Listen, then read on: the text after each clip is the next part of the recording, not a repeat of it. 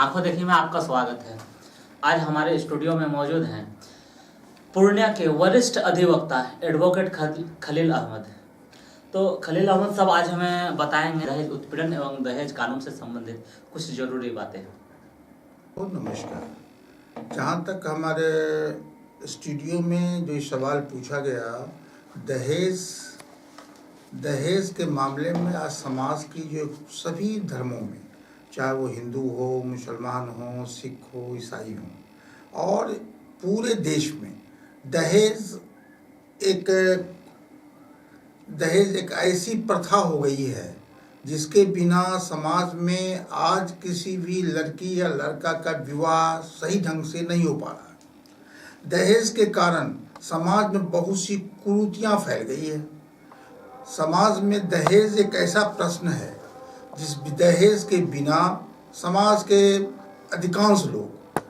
चाहे वो जिस रूप में कर रहे हों, वो अपने बच्चियों की शादी में तिलक देते हैं, चाहे वो हिंदू हों चाहे वो मुसलमान हों। सभी लोग डायरेक्ट व्यू से चाहे इनडायरेक्ट रूप से अपना दहेज देकर वो अपने बच्चियों की शादी करा रहे हैं। हमारी भारत सरकार में और भारत की कानून व्यवस्थाओं में दहेज लेना, दहेज देना दोनों अपराध है। और इसी के तहत अगर कोई व्यक्ति अगर किसी पक्ष से, लड़का पक्ष अगर लड़की पक्ष से अगर ये मांग करता है सब विवाह के काल में, जो हमें ये तिलक चाहिए, हमें ये सामान चाहिए, हमें इतनी घर चाहिए, हमें गाड़ी चाहिए, अथवा किसी भी तरह की वस्तु चाहिए, इस सवाल पर जो हम विवाह करेंगे तो ये शर्त होगी, ये टर्म्स और कंडीशंस होगा। तो ये जो सवाल आती है, तो इन सवालों में धारा 3 और 4 दहेज प्रतिरोध अधिनियम के अंतर्गत ये अपराध है। अगर कोई व्यक्ति किसी व्यक्ति से अगर तिलक मांगता है, अगर कोई व्यक्ति यह कहता है जो मेरे पुत्र की शादी तुम्हारी पुत्री से हम तभी करेंगे जब मुझे 1 लाख, 2 लाख, 5 लाख या 10 लाख रुपया चाहिए, जो मांग हो, या हमें 20 बार 50 बार सोना चाहिए, हमें एक अच्छी गाड़ी चाहिए, हमें एक बना बनाया घर चाहिए, हमें ये जमीन चाहिए, तब हम अपनी बच्ची की शादी, यानी तब अपने बच्चे की शादी, हम आपका लड़का का शादी हम अपनी लड़की से करेंगे, अन्यथा नहीं करेंगे। तो ये सवाल जब ख्याल उठता है, तो इन सवालों पर उस व्यक्तियों के अंदर ये बात, समाज की ये कुरीतियाँ जो है, समाज का ये रोग जो है, इसे रोग को हटाने के लिए उस व्यक्ति के अपने मनोबल को मजबूत करना होगा, और सरकार के जो पदाधिकारी हैं उसके समक्ष ये बात रखनी होगी जो यह अमुक व्यक्ति हमसे अपनी बच्ची की शादी में इतने रुपया की मांग करता है। अगर वो मांग करता है तो ऐसी स्थिति में उस पर धारा 3-4 दहेज प्रतिरोध अधिनियम के अंतर्गत उस पर कार्रवाई होगी, और उस कार्रवाई के तहत वो दंडित होगा। जी, अब यहाँ एक बात है कि अब सवाल ये उठता है, जो लोग पैसा देकर, ऐसा होता है लोग चुपचाप या आपस में मिलकर यह सोचते हैं कि मेरी बच्ची की शादी अच्छे घर में हो जाए, चाहे वो IAS अफसर हो, चाहे वो डिप्टी कलेक्टर हो, चाहे वो इंजीनियर हो, चाहे वो डॉक्टर हो, चाहे वो व्यवसायी हो, चाहे किसी तबके का लोग हो। वो सोचता है चुपचाप लड़की पक्ष वाला लड़का पक्ष को वो चुपचाप वो जो मांगता है वो दे देता है, लड़की की शादी हो जाती है। और शादी होने के बाद जब लड़की लड़का पक्ष के यहाँ जाता है, तब उसके ससुर, सास द्वारा, ननद द्वारा और लड़के द्वारा उसकी मनसा और लालच बढ़ती है। ये बढ़ती है जो हमने 10 लाख लिया है, तो अब किसी अगर लड़की पक्ष के पास अगर कुछ पैसा है अथवा नहीं है, सब जमीन है, तो जमीन बेचकर उसको हम एक्सटॉर्ट करें, उसको हम ठगें, और ठगने के लिए लड़की के साथ वो दुर्व्यवहार शुरू करता है। जैसे खाने के समय में खाना कम देना, नाश्ता के समय में नाश्ता कम देना, लड़की को छोटी छोटी बातों पर मारपीट करना, लड़की को घर से बाहर नहीं निकलने देना, उसे घर में बंद करके रखना, और समाज में वो ऐसी स्थिति उत्पन्न करना जो लड़की तंग होकर अपने बाप से, माँ से, भाई से वो रुपया या सामान की पूर्ति हेतु वो अपने परिवार के लोगों को कहकर उसको वो पूर्ति करावे। लेकिन अगर ऐसी भी स्थिति नहीं होती है तो ये लोभी जो लड़का पक्ष है वो देखता है कि हमारी मांगों की पूर्ति लड़की नहीं कर पा रही है, या लड़की पक्ष देने योग्य नहीं है, वो देने में अपनी असमर्थता जाहिर करता है। तो ऐसी स्थिति में ये लोभी लड़के या उसके ससुर या सास, कोई पक्ष लड़कियों के साथ इस तरह का दुर्व्यवहार करते जिससे कभी कभी लड़की आत्महत्या करने पर मजबूर हो जाती है। और वो कभी बहुत स्थानों में हमारे देश में और खासकर पूर्णिया में भी बहुत सी लड़कियां अपने ससुराल वालों से तंग होकर, अपने पति से तंग होकर या सास या ससुर से तंग होकर आत्महत्या कर लेती हैं। ये अपराध का एक बहुत बड़ा प्रश्न है, इसे रोकने की आवश्यकता है। दूसरा स्थिति ये होता है जो जब वो आत्महत्या नहीं करती और वो संघर्ष करके वो ये कोशिश करती है जो परिवार में आज न कल हमारी समझौता हो जाएगी, और वो उसके सास की, ससुर की या उसके पति की, उसके लोभी जो लालच है वो कम नहीं होता। तो ऐसी अवस्था में कहीं पूर्णिया में भी कई जगहों पर देखा गया है कि लड़कियों को वो जहर देकर, जहर का रूप मेडिसिन भी होता है, जहर का रूप खाद में दिए जाने वाले कीटाणुनाशक दवाइयाँ भी होती है, चूहा मारने वाली दवाइयाँ भी होती है। इन दवाइयों का उपयोग करके चाहे दूध में दो, चाहे खाना में देकर उस लड़की को दे देते हैं, जिससे वो लड़की मर जाती है। इसका पता तभी लगता है जब उसके पहले उस बात की जानकारी समाज को या लड़की पक्ष के परिवार को यह मालूम हो जो हमको दहेज के लिए उत्पीड़न पहुंचाया जा रहा है। और जब लड़की की हत्या हो जाती है तो डॉक्टर के मेडिकल पोस्टमार्टम रिपोर्ट में यह साफ जाहिर हो जाता है जी यह जहर देकर मारी गई है। ऐसी स्थिति में वो लड़का पक्ष जो उसकी हत्या करता है उस पर प्राथमिकी दर्ज होने के बाद उसको धारा 304B के तहत उसे सजा दी जाती है। अभी हमारे सर्वोच्च न्यायालय ने ये बात कही, धारा 304 के तहत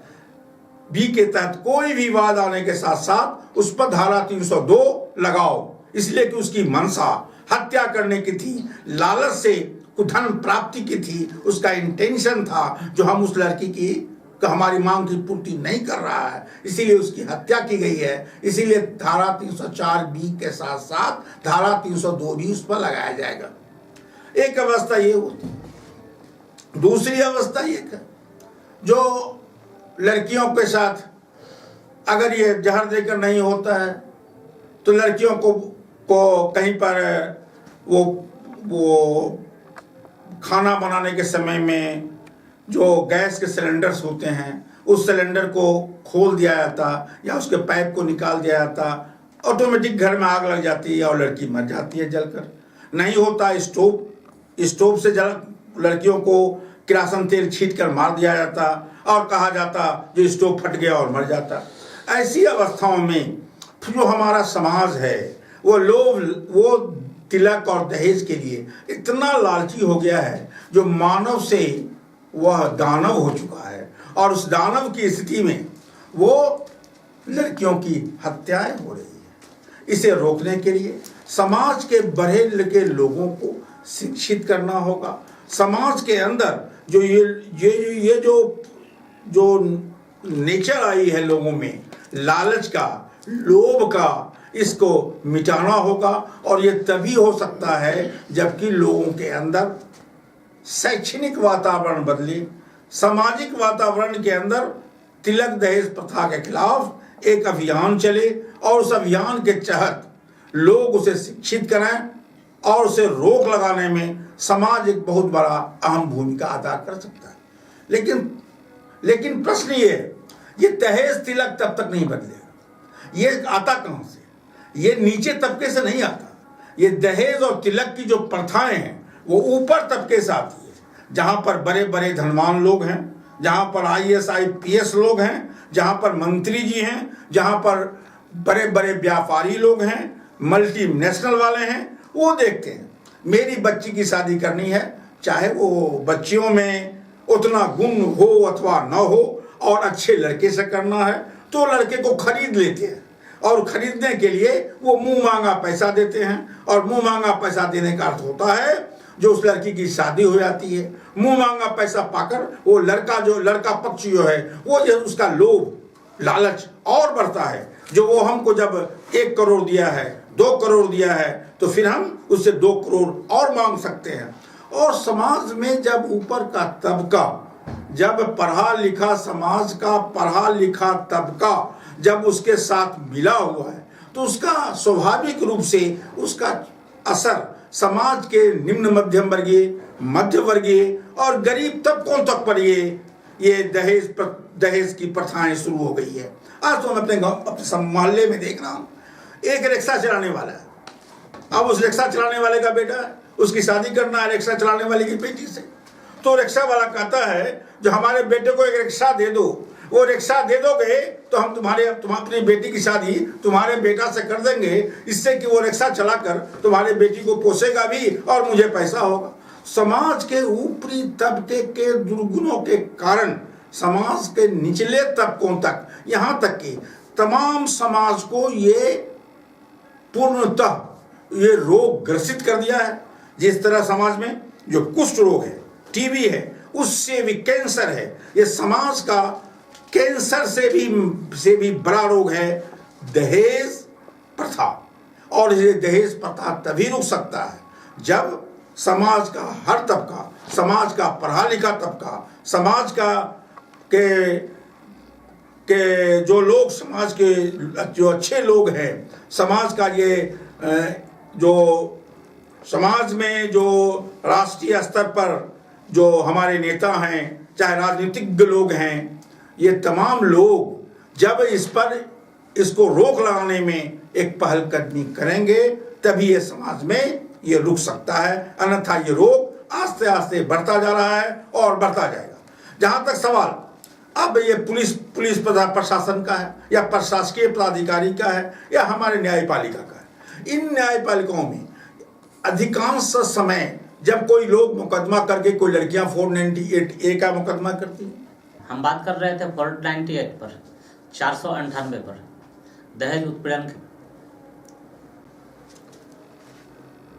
498 में 498A के तहत कोई भी आदमी जब किसी वस्तु से किसी लड़की पक्ष से जब ये मांग करता है जो हमको विवाह के क्रम में हमको इतने रुपये चाहिए, इतना सामान चाहिए, चाहे वो जिस रूप में हो, चाहे वो सोना के रूप में हो, चाहे वो ज़मीन के रूप में हो, चाहे वो घर के रूप में हो, चाहे वो गाड़ी के रूप में हो, अन्यथा किसी भी रूप में हो, अगर वो मांग होता है तो उस मांग के तहत जब लड़की पक्ष के साथ जब उसके साथ व्यवहार किया जाता है, उसे मानसिक और शारीरिक उत्पीड़न पहुंचाई जाती है, तो ऐसी स्थिति में 498 लगता है। और 498 के तहत जो उसके पति या उसके निकटतम संबंधी ससुर सास द्वारा की जाती है, ये जो बातें होती है ये 498 के तहत होता है। और ये एक आपराधिक कार्य है और ऐसे में ये दंड के भागी होते हैं। दहेज अधिनियम के तहत 2 धाराएं देखी जा रही है सर, 498 देखी जा रही है, 498A यानी 498 धारा और 498A धारा। इन 2 धाराओं का अलग अलग विभाजन का क्या कारण है और ये दोनों धाराएं क्या बता रही है? देखिए 498 ये बहुत पूर्व की धारा है, किसी भी महिला के साथ उत्पीड़न पहुंचाना, चाहे वो किसी कारणवश हो, उससे दहेज से उतनी ताल्लुकात नहीं रहता है। वो अगर किसी पुरुष द्वारा, किसी पति द्वारा अथवा उसके परिवार द्वारा अगर महिला के साथ किसी भी तरह का दुर्व्यवहार होता है, चाहे वो शारीरिक हो चाहे मानसिक हो, ऐसी स्थिति में 498 का उपयोग होता है। जब उसमें ये मांग उठता है, किसी भी तरह का की मांग होना, दहेज के लिए या तिलक के रूप में हो, चाहे वो गिफ्ट के रूप में हो, तब 498 का कार्य होता है। उसमें पैसे का मांग होना या किसी वस्तु का मांग होना अनिवार्य है। 498 के लिए मानसिक और शारीरिक उत्पीड़न पहुंचाने के साथ साथ मांग होना आवश्यक है। अगर मांग नहीं होती है और सिर्फ लड़की के साथ किसी भी तरह का दुर्व्यवहार होता है, को पैसे की मांग नहीं होती है, तो वो सिर्फ 498 लगेगा। उसको कहते हैं महिला उत्पीड़न। और महिला उत्पीड़न के साथ साथ वुमन एट्रोसिटीज में जब ये सवाल उठता है, जब कोई मांग उठ जाता है, जब वो जो इलीगल है विधानिक रूप से, चाहे वो जिस रूप में मांग होता हो, वो उस रूप में मांग होता है तिलक और दहेज को लेकर, तो ऐसी अवस्था में 498 लगाया जाता है। अब उसमें अगर महिला के साथ किसी भी तरह का दुर्व्यवहार किया गया हो, अगर उस लड़की को ये कहा जाता है कि तुम्हारा बाप फकीर है, तुम्हारा बाप भिखमंगा है, तुम्हारा बाप लालची है, तुम्हारा बाप सो कंजूस है, और ये कह कर या उसे गालियां देकर या उसे किसी भी तरह से, अगर पढ़ी लिखी लड़की है तो पढ़कर क्या करोगे, नौकरी करके क्या करोगे, तुम स्वावलंबी बनकर क्या करोगे, अगर ऐसी बातें भी पति द्वारा, ससुर द्वारा, सास द्वारा या पति के संबंधित द्वारा अगर ये बात कही जाती है, 498 के तहत ये बातें आएगी। सर, हम अभी बात कर रहे थे दहेज उत्पीड़न अधिनियम 498 और 498A। एक और अधिनियम है दहेज प्रतिरोध अधिनियम, जो देखा जा रहा है, अभी हम देख रहे हैं कि दहेज उत्पीड़न कानून अलग है और दहेज प्रतिरोध कानून अलग है। दहेज प्रतिरोध अधिनियम के तहत 304B, तो इस 304B को कड़े ढंग से लागू करने के लिए सरकार को क्या करनी चाहिए? मर्डर है तो होगा 304B। अच्छा, मर्डर के केस में 304B लगाते हैं। देखिए, ऐसी अवस्था में जब दहेज प्रतिरोध अधिनियम धारा 3 और 4 के तहत आता है,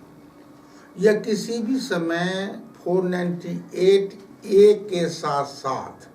अगर 3 और 4 डॉरी प्रोहिबिशन एक्ट लगा रहता है जी, तो ऐसी अवस्था में, क्योंकि हमारी कानून व्यवस्था जो है उसमें तिलक लेना, दहेज लेना अथवा देना दोनों अपराध है, और दोनों जब अपराध है तो ऐसी अवस्था में खासकर जो लड़की पक्ष है वो मजबूर होता है और लड़का पक्ष बलशाली होता है। वो बलशाली होकर उससे मांगता है या चुपचाप जी, वो किसी के माध्यम से उसकी वो अपने मांगों की पूर्ति कराता है। तो ऐसी अवस्था में 303 और 4 डॉरी प्रोहिबिशन एक्ट जब शादी हो गई है, तब 498 लड़की जब शादी होकर जाएगी तब तो उसके साथ दुर्व्यवहार होगा। लेकिन हमारी कानून व्यवस्था में अगर कोई व्यक्ति अपनी लड़की की शादी के लिए किसी लड़का पक्ष को कहता है और लड़का पक्ष अगर तिलक की मांग करता है या कोई वस्तु की मांग करता है, जो हम इतना पैसा लेंगे, इतना सोना लेंगे, इतना जमीन लेंगे या गाड़ी लेंगे, और अगर नहीं दीजिएगा तो मैं विवाह आपकी लड़की के साथ नहीं करूंगा, तो ऐसी अवस्था में लड़की अथवा लड़की का परिवार अगर चाहे तो हमारे यहाँ पुलिस प्राधिकारी को या थाना के प्राधिकारी को या प्रशासकीय प्राधिकारी को इसकी सूचना देकर वो उस पर मुकदमा कर सकता है। उस पर 498 या 498 नहीं लगेगा क्योंकि विवाह नहीं हुआ है, लेकिन धारा 3 के तहत, धारा 4 के तहत, डॉरी प्रोहिबिशन एक्ट के तहत उस पर कार्रवाई होगी। शुद्ध रूप से 3 और 4 है। 3 और 4 के तहत जब विवाह नहीं हुआ हो जी, और उस अवस्था में भी अगर कोई मांग करता है जी, तो वो दहेज प्रतिरोध अधिनियम के तहत वो उस पर वाद चलेगा। हमारे पूर्णिया में अब एक जगह से एक बात है आई, लड़का पक्ष ने लड़की पक्ष को कहा जो मैं शादी करूंगा। लड़की वाले ने अपना पूरा गाजा बाजा खाना पीना सबका इंतजाम कर लिया। लड़की भी अपना बेचारी अब जो है अब शादी होगी, मंडप पर जाएगी, होंगे 7 फेरे होंगे अग्नि के 7 फेरे होंगे अग्नि के समक्ष। और इसी बीच में अब लड़का पक्ष कहता है हमको अब 4 लाख रुपया नहीं दोगे तो हम शादी ही नहीं करेंगे। ऐसी अवस्था में लड़की पक्ष को यह अधिकार है पुलिस स्टेशन में अथवा पुलिस के आरक्षी प्राधिकारी को सूचित करके या प्रशासकीय प्राधिकारी को सूचित करे ये लड़का पक्ष पैसा नहीं मिलने के कारण, मुंह मांगा पैसा नहीं मिलने के कारण मेरे यहाँ लड़का शादी हमारी तैयार है और लड़का विवाह करने को तैयार नहीं है। ऐसी अवस्था में उस पर कार्रवाई होगी। इतना सिर्फ उसको दंडनीय अपराध ही नहीं बल्कि क्षतिपूर्ति भी उसको प्राप्त होगा। जितना खर्च किया है उसको भी उसको क्षतिपूर्ति लड़का पक्ष को देना होगा अथवा उसके लिए दंड के लिए दंड भोगना होगा। इस तरह की केसें बहुत कम है यहाँ, लेकिन मुख्य रूप से जो यहाँ ज़्यादातर जो लोग पीड़ित देख रहे हैं वो 498 की केस सबसे ज़्यादा देखा जा रहा है। 498 और 498 दहेज उत्पीड़न से संबंधित ये केस यहाँ जो है जाल की तरह बिछी हुई है। हम जिस थाने में देख रहे हैं, जिस कोर्ट में देख रहे हैं, ज़्यादातर लोग इस केस से पीड़ित है। जहाँ परिवार विवाद की बात आती है, जहाँ परिवारवाद की बात आती है, जब हम कुटुंब न्यायालय में जाते हैं तो सिर्फ 498 धाराएं लगे बहुत सारे लोग नजर आते हैं। तो इस कानून को और कड़ा करने के लिए क्या किया जाए कि लोग डरे और इस तरह की बात सामने ना आए समाज में? देखिए हमारी समाज में खासकर पूर्णिया जिले में जी या पूर्णिया कमिश्नरी में कहें, कटिहार हो, किशनगंज हो, अररिया हो, पूर्णिया जी इन और ये सीमांचल के इलाकों जी 498A धारा जी ये बाढ़ की तरह आ गया है और ये इस तरह से फैल गया है जो इसका सही माने में सदुपयोग भी हो रहा है और दुरुपयोग भी हो रहा है। जी अब लोग ये देखते हैं जब एक तरफ तो लड़का पक्ष है जो मांग पे मांग किए जा रहा है, वो लड़की के पास उत्पीड़न पहुंचा रहा है, लड़की की हत्याएं हो रही है और लड़की, हम हत्या की बात नहीं कर रहे, हम सिर्फ दहेज उत्पीड़न हाँ हम वही कर लड़की पक्ष भी परेशान हो रहा है। अब लड़की पक्ष भी लड़का पक्ष को तंग करने के लिए छोटी छोटी बातों पर, लड़का अगर उसके मन के लायक नहीं हुआ, लड़का के परिवार उसके मन के लायक नहीं हुआ, लड़की के मन के लायक, तो ऐसी अवस्था में 498A का दुरुपयोग हो रहा है। मान लीजिए कोई पति पत्नी में नहीं मामला बटा, पति पत्नी के बीच में समझौता नहीं हो रहा है, पति पत्नी के बीच में मधुर संबंध नहीं है, तो उसे परेशान करने के लिए उसके पति पर तो मुकदमा करती ही है, उसके ससुर पर भी मुकदमा हो जाता, सास पर भी हो जाता, ननद पर भी हो जाता। इसलिए होता इस माध्यम से हम एक्सटॉर्ट कर सकें और एक्सटॉर्ट की प्रवृत्ति पूर्णिया कमिश्नरी में बहुत बढ़ गई है और 498 का सदुपयोग से अधिक दुरुपयोग शुरू हो गया है। यहाँ एक छोटा सा सवाल उठ रहा है कि 498 और 498A धारा के तहत बहुएं अब सास को कैसे सता रही हैं। छोटी छोटी बात पर कहती है जाकर के केस कर देंगे, और ऐसा अक्सर देखा जा रहा है कि झूठा केस मुकदमा में लगभग क्या आप खुद ही बताइए, लगभग 70% से ज़्यादा केस क्या झूठे केस नहीं आ रहे हैं? बिल्कुल झूठा केस आ रहा है और अच्छे लोगों को, बूढ़ा बुजुर्गों को ला करके कोर्ट में खड़े कर दिए जा रहे हैं बहुओं के द्वारा, जो अपने तमाम फैशनेबल पूर्ति के लिए या फिर सिनेमा देखने ले चले, ऐसा करे। वो पहले पति को परेशान करती है, जब उनका पति सुनने में असमर्थ होते हैं या उनके सास ससुर के द्वारा मना किया जाता है कि ये सब रीति रिवाज में नहीं है, जब रीति रिवाज की बात करते हैं तो सारे संस्कार को भूल करके घर का दहलीज को लांग करके फिर कोर्ट में जाती है, कोर्ट के चक्कर काटती है और फिर सास ससुर और अपने पति अपने ननद सबको परेशान करती है। और इस तरह का केस 90% हमको लग रहा है कि बिल्कुल झूठ है, लेकिन हमने जो सर्वे किया है हमने 70% तक सर्वे में पाया है कि केस झूठ है। इस पर आप क्या कहना चाहेंगे? देखिए, जहाँ तक सवाल 498 का दुरुपयोग का, ये 498 का दुरुपयोग इसलिए हो रहा है समाज में कुरीति बढ़ गई और आज जब कोई भी पत्नी, कोई भी लड़की जब किसी अपने पति को के विरुद्ध, सास ससुर के विरुद्ध अथवा उसके संबंधियों के विरुद्ध यह मुकदमा कर रही है, इस पर बड़ी गंभीरता से सिर्फ पूर्णिया कमिश्नरी में नहीं, पूरे हिंदुस्तान में ये चर्चा का विषय बना है। और इस चर्चा के विषय में आज इंडियन लॉ कमीशन भी आज इस पर सोचने के लिए बाध्य हो गया है। आज हमारा संसद भी सोचने के लिए बाध्य हो गया है। सभी राज्यों के विधानसभा सोचने के लिए बाध्य हो गया है 498 का दुरुपयोग कैसे रुके। इस 498 का दुरुपयोग तभी रुक सकता है जिस पर लॉ कमीशन की एक राय आई है, जो 498 को जो गैर जमानती दफा के तहत रखा गया है, इसे जमानती दफा कर दिया जाए। तो जब जैसे ही गैर जमानती दफा होता है तो लड़की पक्ष ये समझती है जो मैं पति के खिलाफ, सास ससुर के खिलाफ, उसके संबंधियों के खिलाफ 498 का मुकदमा कर दिया हूँ, और 498 का जब मुकदमा होगा तो पति या ससुर या सास जेल जाएगा ही और हमारी हर बात को मानेगा ही। इसलिए जो वो गैर जमानती दफा है, नॉन अवेलेबल सेक्शन है, इस पर हमारी लॉ कमीशन, भारत की लॉ कमीशन ने ये बड़ी गंभीरता से लिया है और ये संसद के सामने, और आज सुप्रीम कोर्ट बड़ी चिंतित है। और इस चिंता के तहत ये बातें चर्चा में आ रही है जो 498 को ये पारिवारिक विवाद है, इस विवाद को जमानती दफा कर दिया जाए। मैं समझता हूँ जब 498 जमानती दफा हो जाएगा तो इसका दुरुपयोग स्वतः स्फूर्त रुक जाएगा, बहुत हद तक रुकेगा। हाँ, जहाँ तक परिवार में हमारा हिंदुस्तान में और हमारे पूर्णिया जिले में संयुक्त परिवार की परिपाटियाँ है। अब लोग जो बहुत सा ऐसा है जिसका पति कमा रहा है या नौकरी कर रहा है, सरकारी प्राधिकारी है अथवा गैर सरकारी प्राधिकारी है, चाहे व्यवसायी है, वो कमा रहा है। वो सोचती है जो बूढ़े बाप, बूढ़े माँ या परिवार के साथ जो संयुक्त परिवार के अंग हैं, उस अंग से अलग हटकर हम अपना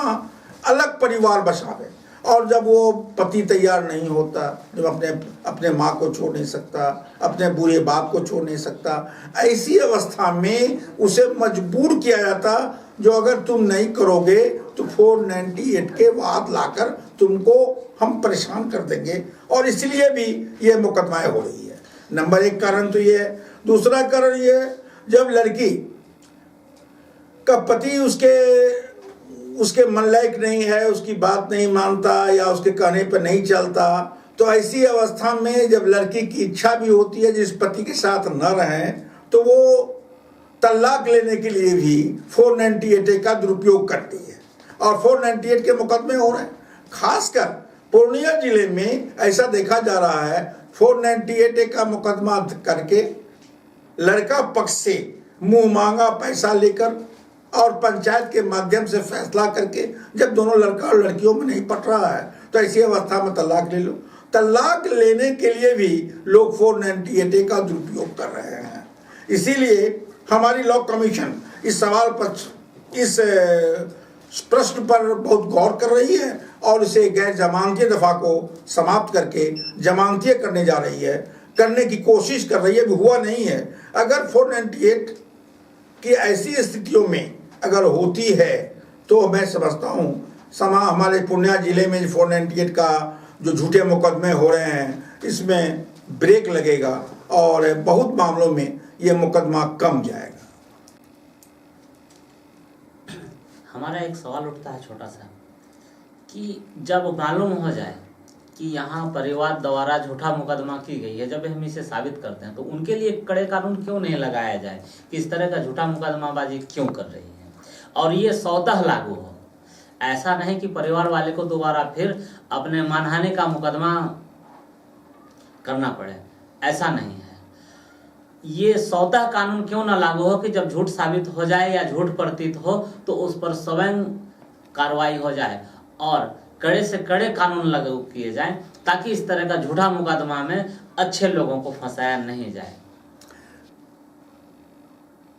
क्या प्रश्न सुन लीजिए